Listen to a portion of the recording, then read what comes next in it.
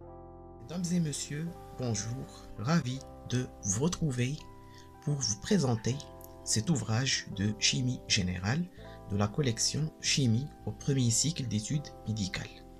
Cet ouvrage est destiné au premier cycle universitaire et au premier cycle médical des éditions de Vuber. C'est un ouvrage des exercices avec des solutions détaillées. Donc il contient 162 exercices détaillés en solutions. C'est un ouvrage très intéressant de Pellec, Sellerier et Homé. Voilà l'ouvrage. La chimie au PCEM, donc chimie générale. Donc ce sont des exercices et des problèmes de chimie générale adaptés donc aux études médicales. Charles Pellec est un assistant à l'université Pierre et Marie Curie. Jean-Pierre Sellerier, chargé d'enseignement à l'université René Descartes, et Georges Lomé est maître assistant à l'université Pierre et Marie Curie. C'est un ouvrage qui date de 1980, mais toujours garde son actualité et son originalité. Donc, il permet de développer d'une façon très simple les notions de la liaison chimique et les équilibres en solution rencontrés surtout dans les milieux biologiques. C'est un ouvrage très intéressant pour la chimie au PCEM. Donc, la préface de Pierre Mette, professeur à l'université Pierre et Marie Curie, l'avant-propos de l'ouvrage et le sommaire. Donc, le chapitre 1 traite des exercices d'atomistique et liaison chimique. Le chapitre 2, la thermodynamique chimique. Le chapitre 3, les équilibres chimiques en phase gazeuse et en solution. Le chapitre 4, les équilibres ioniques, le pH et les produits de solubilité. Le chapitre 5, les équilibres d'oxydoréduction et la cinétique chimique. C'est un ouvrage, bien sûr, de 310 pages. Les conventions utilisées ici, les symboles et les abréviations, les tableaux d'unité, système centimètre gramme seconde et le système international, les constantes physico-chimiques et bien sûr le tableau périodique des éléments. Donc la première partie, atomistique et liaison chimique. Exercice 1 et 2 de la première partie, l'exercice 3. Donc on trouve les configurations électroniques donc, de tous les éléments chimiques et tous les atomes. Et bien sûr donc les différentes règles de remplissage des couches et des sous-couches électroniques, notamment la règle de Hund, la règle de Klitschkowski, le principe d'exclusion de Pauli, ainsi que la règle de Madelung. Exercice 4. Exercice 5 ici.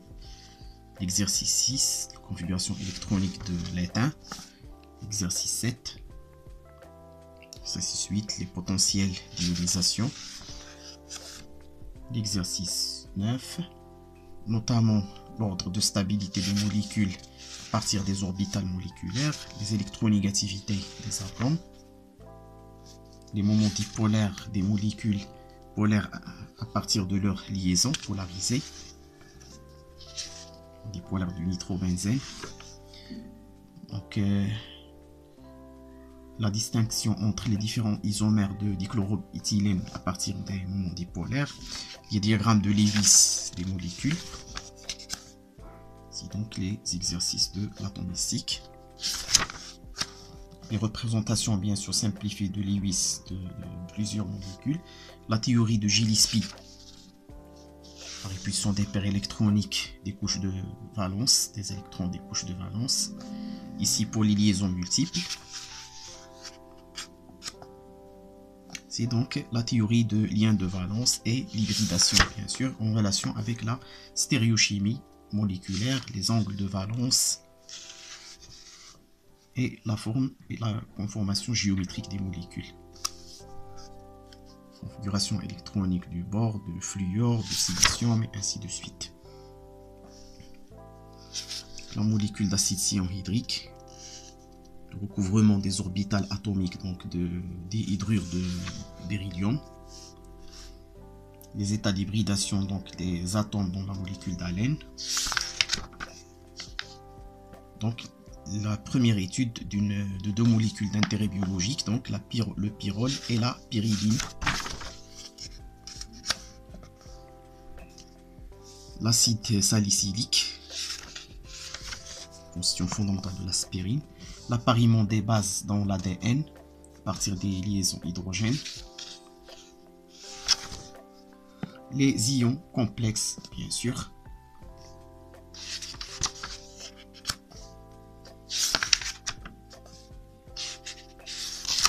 Voilà les exercices de la première partie relative à la structure de la matière. Aussi les complexes pour ne pas oublier.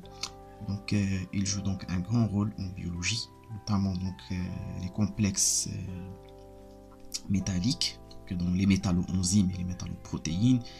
Par exemple, la complexation de la vitamine du cobalt dans la vitamine B12, la complexation de l'ion de zinc dans les doigts de zinc, donc ils sont indispensables dans les reconnaissances moléculaires de l'embryogenèse précoce. Aussi donc la complexation du fer dans l'hème, le noyau tétrapérolique de l'hémoglobine, le site actif bien sûr de l'hémoglobine, ainsi que les noyaux tétrapyroliques de la chlorophylle pour le cas du magnésium bien sûr. Donc la deuxième partie, la thermodynamique chimique. Il y a aussi des applications biologiques. Ici donc application sur l'étude de l'acide lactique, l'hydrolyse du saccharose, l'hydrolyse du glucose 6-phosphate, bien sûr, et du glucose 1-phosphate. La synthèse de l'enthalpie donc de formation de l'adenine. Transformation, les enthalpies, le calcul des enthalpies de transformation de la forme L-alpha du glucose en forme bêta, donc la réaction de muta-rotation. La combustion de l'acide citrique, combustion de l'éthanol, la catalyse de la réaction de la fermentation de glucose en éthanol par les micro-organismes, surtout par la levure de bière, l'enthalpie standard de formation de l'acide lactique, l'étude du cycle de Krebs ici, du thermodynamique du cycle de Krebs, condition de benzène liquide, les énergies de liaison et les énergies de formation du glycocol ou bien de la glycine, l'acide aminé. L'acroléine, c'est un agent cancérigène, l'étude thermodynamique thermochimique de l'acroléine, le graphite et l'hydrogène gazeux, ainsi que l'étude de la méthylbutadiène. Donc par les cycles thermochimiques de S et la thermochimie. Enthalpie de formation du pentane ici. Calcul de l'énergie réticulaire du fluorure de sodium par le cycle de Born-Haber. La variation d'entropie de l'eau. La variation d'entropie d'une mole d'acide, plutôt d'une mole d'iode solide, donc lorsqu'il se vaporise. L'étude thermodynamique donc de la dénaturation d'ADN, c'est-à-dire la séparation des deux hélices de l'ADN, la formation de la cystine solide, la combustion biologique bien sûr des aliments, l'oxydation du glucose, ainsi que la dénaturation ou bien la coupure des liaisons peptidiques des protéines lors de l'hydrolyse dans la digestion bien sûr.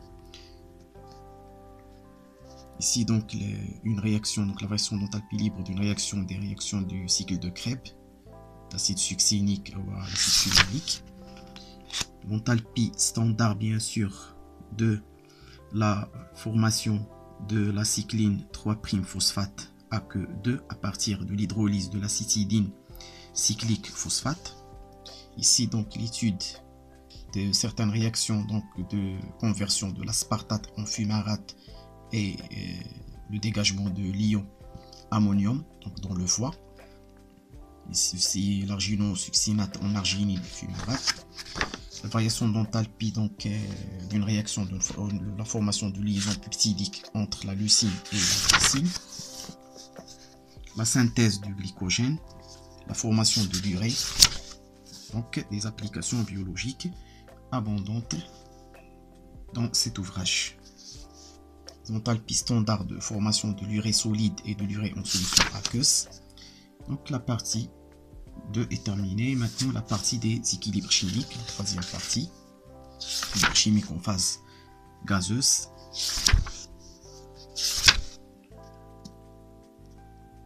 Donc ici donc la dissociation de l'éthylamine gazeuse.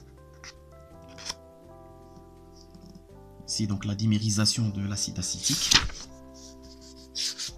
Formation des liaisons hydrogènes entre les molécules de l'acide acétique. Donc, la formation du peptide glycine tryptophane. Constante d'ionisation de l'acide formique.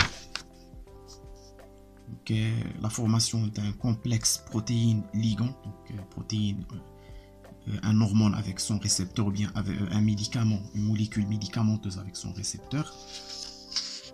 Ici donc l'acide cyanhydrique, la réaction avec l'acétone.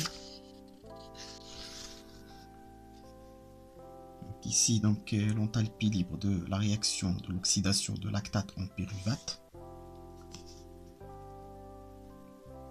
Ici donc les réactions d'amination, donc de transformation de fumarate en aspartate et de fumarate en malate. Ainsi donc l'amination donc des malates en aspartate, donc c'est une réaction du cycle de Krebs. Hans Krebs est un prix Nobel de médecine en 1953 donc pour ses travaux sur la biochimie métabolique et sur le cycle de Krebs, ainsi que sur le métabolisme des acides aminés. Ici donc l'hydrolyse de l'acide fumarique en acide malique, l'équilibre en phase aqueuse. Les réactions de la glycolyse catalysée donc par l'enzyme aldolase, donc la transformation de fructose indiphosphate en dihydroxyacétone phosphate, ainsi que le glycéraldéhyde 3-phosphate. Ici la réaction de la transformation de glucose 1-phosphate en glucose 6-phosphate catalysée par l'enzyme phosphoglucoamylase. Ici donc la catalyse de la transformation donc de glutamate pyruvate en alpha-cétoglutarate avec la formation de la L-alanine par l'enzyme glutamate pyruvate aminotransférase. Ici la complexation bien sûr du fer dans l'hème de l'hémoglobine et son relation dans la réception donc de l'oxygène et du monoxyde de carbone. La réaction de la formation du complexe acide borique glycérine, l'estérification de l'acide acétique en éthanoate d'éthyle, la phosphorylation des sucres, de fructose et de glucose, ainsi la réaction de transformation, de citrate en aconitate et en isocitrate, donc les réactions du cycle de Krebs, la synthèse et la formation des peptides et la glycolyse bien sûr, transformation du fructose indiphosphate pour donner le glycéraldéhyde 3-phosphate et le hydroxyacétone phosphate. Ici donc la variation de l'enthalpie standard de l'hydrolyse de l'ATP. Ici donc l'enthalpie de la réaction de combustion du glucose. L'hydrolyse de glucose 6-phosphate organique. Ici la transformation en milieu aqueux de l'ADP en ATP en AMP. Les réactions d'estérification donc de l'acide acétique par le éthanol et le thioalcool, le thioéthanol, le thiol. Ici la réaction d'hydrolyse de l'ATP, donc l'issue thermodynamique donc dans le muscle. Bien sûr donc ici donc l'estérification de l'acide acétique par l'alcool méthylique. Donc c'est la fin de la deuxième partie. De la troisième partie, voilà donc les équilibres ioniques Donc les équilibres acido-basiques et les mélanges tampons sanguins. Les équilibres intracellulaires, bien sûr, le pH des liquides intracellulaires du muscle et des liquides gastriques. Et le pH des solutions d'acide chlorhydrique. Solution d'acide chlorhydrique, acide propionique et l'acide sulfurique, donc leur pH. Le vinaigre, l'acidité de l'acide benzoïque, l'acidité de l'acide monochloroacétique, l'acidité, donc l'étude de dissociation de l'acide palmitique et l'acidité de la limonade due à l'acide citrique, les équilibres de dissociation de l'acide citrique dans l'eau,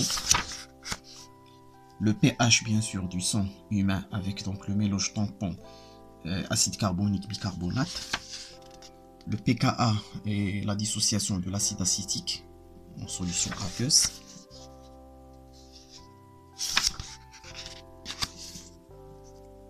le pouvoir tampon, l'effet tampon, les études des indicateurs colorés, l'étude des propriétés acido-basiques de l'acide lactique, solution tampon de l'acide acétique et de l'acétate de potassium, et tampon phosphate, la solution donc de l'étude de la solution de l'acide formique, rôle d'un tampon dans la régulation du pH sanguin, donc le tampon phosphate. Les études des propriétés acido-basiques de l'aspirine, l'acide ortho-acétylsalicylique. Système tampon d'un médicament, donc les équilibres de dissociation de l'acide carbonique ainsi que ses propriétés de solubilité. L'étude du point isoélectrique de l'acide aminé glycine. Aussi l'étude du mélange du bicarbonate de sodium et l'acide acétylsalicylique. Donc les équilibres de dissolution ainsi que les équilibres acido-basiques. Donc là, dissolution, les équilibres de dissolution d'un acide ainsi qu'une base qui est l'hydroxyde de sodium.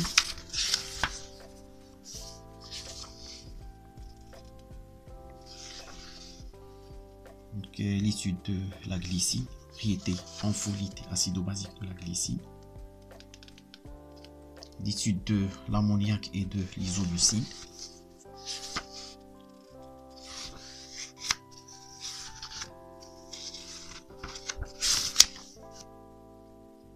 le lactate de sodium,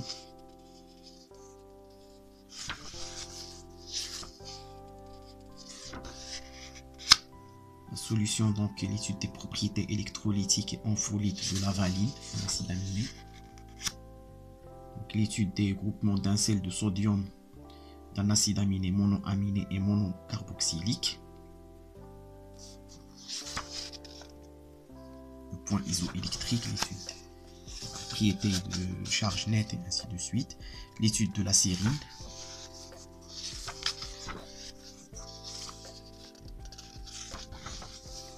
l'étude de l'histidine, l'acide aminé, l'un des acides aminés qui constitue donc les peptides et les protéines, l'étude de la lysine,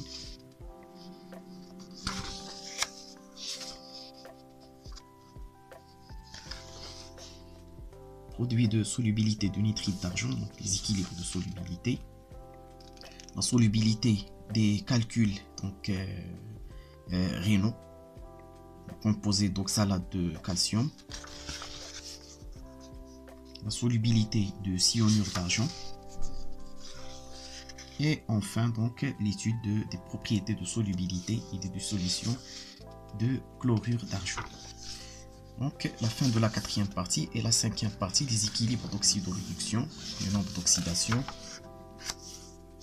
les réactions donc, quelques réactions d'oxydoréduction donc de la nicotinamide adénosine diphosphate, bien sûr l'oxydation de la flavine adénosine dinucléotide hydrogène et la réduction de la nicotinamide adénosine dinucléotide.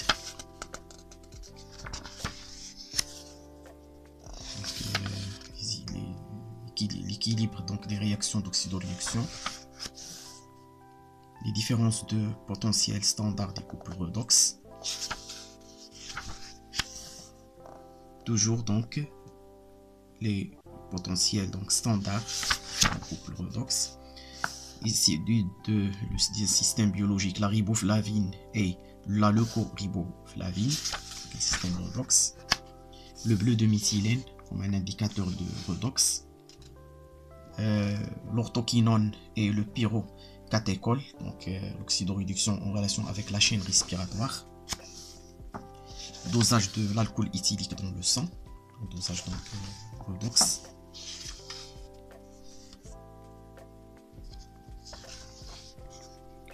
L'étude bien sûr de la réaction donc des potentiels donc standards de glycéraldéhyde phosphate avec le dinitrophénol. Donc c'est une réaction catalysée par le triisophosphate déshydrogénase. La réaction donc de l'acétone avec la nicotinamide adénosine diphosphate et les protons pour donner l'isopropanol avec l'oxydation bien sûr de NAD, la nicotinamide dinucléotide, en relation avec la chaîne respiratoire. Ici donc l'acétaldéhyde, la réaction avec l'alcool éthylique et le pyruvate du sodium et le lactate de sodium.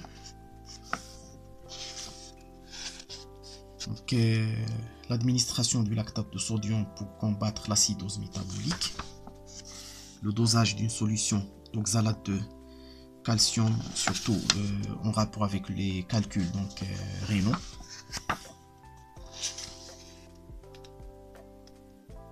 Ok, la réaction donc de l'oxydation de l'eau oxygénée et la réduction bien sûr la réduction de l'eau oxygénée et la réduction bien sûr de l'oxygène en relation avec donc les catalases ainsi pour la dissociation donc de l'eau oxygénée dans les peroxysomes.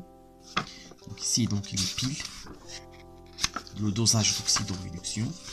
Ici 5 se termine donc avec le dosage d'oxydoréduction et le dosage potentiométrique et l'utilisation des indicateurs colorés d'oxydoréduction et comme base théorique bien sûr la formule de Nernst, la formule fondamentale de la thermodynamique électrochimique. La partie 6 ou bien la sixième et la dernière partie de cet ouvrage est la cinétique chimique, donc la cinétique de la réaction de monoxyde de carbone avec le brome, le dibrome, sujet de problème 2, la décomposition de pentaoxyde d'azote, et bien sûr le troisième problème est un problème donc biologique, donc la cinétique de la fixation du CO2 par les chlorophytes ou bien les algues vertes par bien sûr la photosynthèse. Ici la cinétique de la fixation de l'oxygène sur l'hémoglobine. Problème 4. La substitution nucléophile, bien sûr, réalisée donc en solution d'acétone. L'inversion du saccharose, donc l'hydrolyse de saccharose en glucose et fructose. Un aldose, bien sûr, qui est le glucose et un cétose qui est le fructose. La réaction de la formation de la cyanhydrine et de la propanone, donc, ou bien l'acétone en solution aqueuse. Bien sûr, la transformation du saccharose en glucose et en fructose.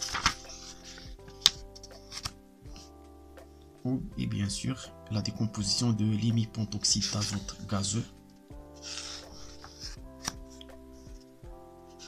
Le 10e problème, donc la désintégration du carbone 14, bien sûr. Et donc cette méthode est utilisée donc en radiochronologie, qui est due à Willard Levy, prix Nobel de chimie américain en 1960. Étude de la durée de vie des globules rouges à l'aide bien sûr du chrome 51 radioactif. Et bien sûr, donc là, le principe de Van 't Hoff, la multiplication de la vitesse d'une réaction par 2 lorsque la température donc, se augmente par 10 degrés. La décomposition en milieu acide donc, de l'urée, c'est une réaction catalysée par l'uréase. La catalyse enzymatique, c'est un ouvrage très intéressant, donc c'est qui vise donc l'application de la chimie physique et la chimie générale, structure de la matière et la réactivité du point de vue thermodynamique et cinétique, donc pour une meilleure compréhension des phénomènes biologiques donc, et les phénomènes physiologiques, ainsi donc que tous les échanges entre organismes vivants et milieux intérieurs, entre les cellules et le milieu extracellulaire, notamment dans l'état physiologique et dans l'état pathologique. Donc c'est un ouvrage précieux de 162 problèmes et exercices résolus en détail, visant donc à l'application de la chimie physique pour une meilleure compréhension et pour une meilleure, bien sûr, préparation donc, des examens des premiers cycles d'études médicales.